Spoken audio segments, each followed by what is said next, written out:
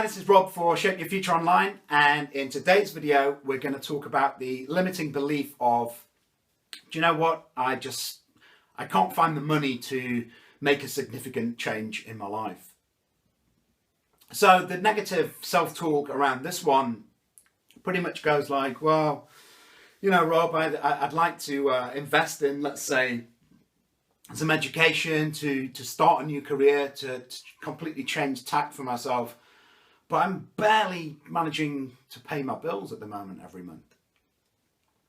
Well, isn't this exactly the reason, this kind of mindset issue, exactly the reason why you are in the financial state that you're already in?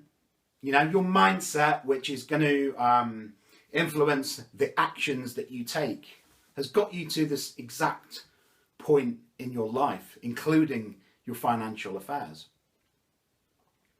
And on reflection, you know, isn't your financial status a reflection of your vision and your passion and your purpose for the kind of work that you're doing? You know, if you're not passionate at all about what you're doing and you're just stuck in the humdrum 9-to-5 daily grind mentality that's bringing you absolutely no fulfillment in life, where's your motivation? Where's your passion? How are you actually going to change your status? How are you going to get promoted at work or transition to doing something better if you're in that kind of mindset?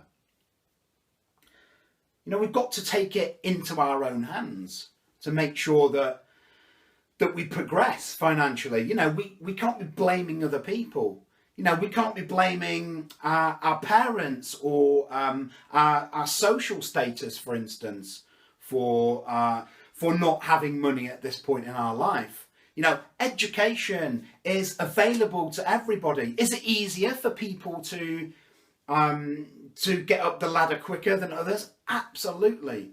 But if you're in a certain bracket and you feel like for other people it's far too easy, and for me, those sort of opportunities aren't available, they are. It just means that you've probably got to do more work to be able to reach that level. So you can either sit there and have a bit of a pity party, or you can do something about it.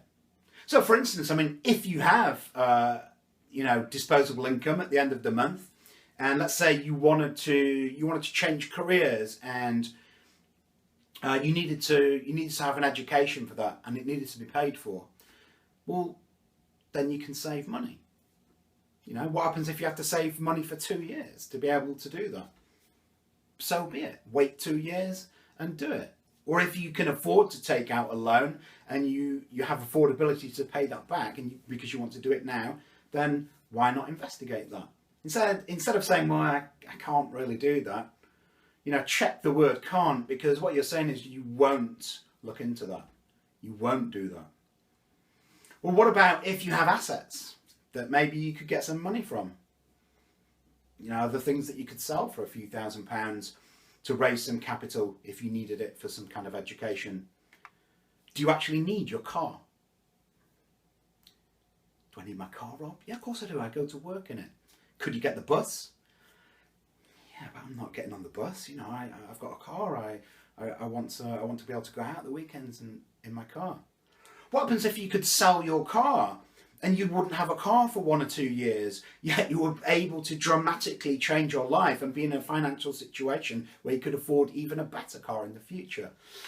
Well, yeah, I can't really do that. I don't want to do that, Rob. Well, okay, stay in the position that you're in.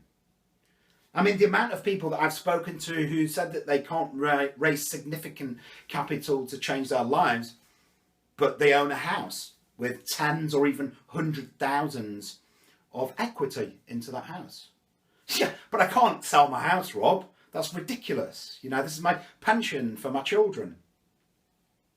Really?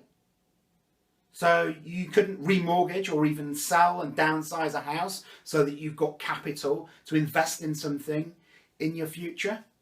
You can actually do that if you want. Check your language again. You won't do that. Do you know what I did? I sold my house to fund myself, not to not work anymore, to be able to grow an online business. And now that's what I'm doing. Now, I could have said that, well, I can't do that. But I could do that, and I did do that. Now, I'm not suggesting that everyone goes out and sells their house. You'd have to be committed to taking action on that money that you use to invest in your education or to invest in a business, or whatever it is. But the whole point here is, if you're sat there and blaming everything else for the situation that you're in, and you're not taking action, and we're talking about, you know, maybe you've got to save money for several years, like I said, to be able to do the things that you want.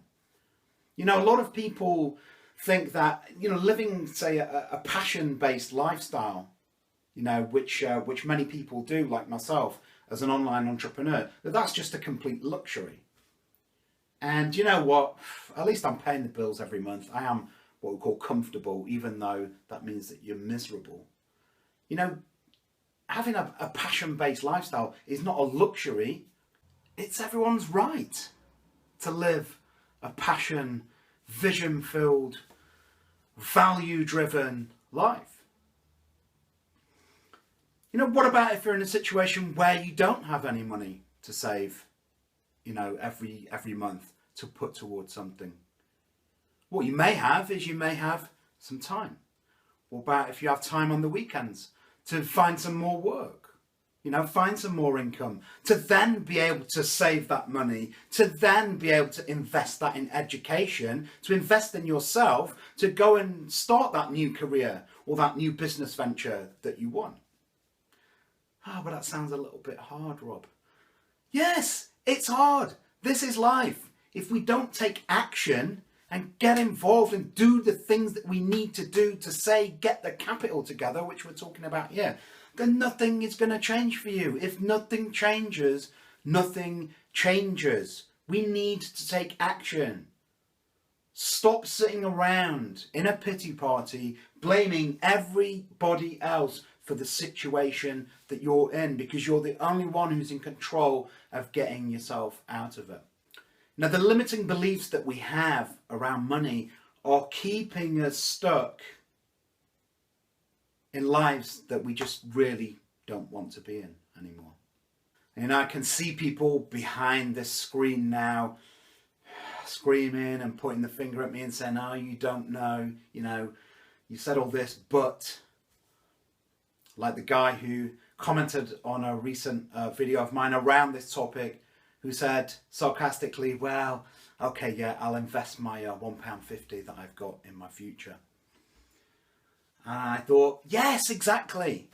Take your £1.50, take it to a second-hand bookshop, buy a second-hand book that's going to completely blow your mind, change your mindset, and set you on the way to living your best life. Personal development, changing your mindset is the key and the start, the baseline to finding your best future. Check out my videos on vision and passion and purpose and values here on the YouTube channel to find out more about that. So I'll leave you with that, and I will catch you in the next video. So if you're watching this on Facebook, click the like button for me, leave a comment. I'd like to speak with you further. If you're watching on YouTube and you'd like to see more content like this, then click on the subscribe button, click on that like button for me, and leave a comment. I'd love to engage with you further. Catch you all soon, guys. Bye now.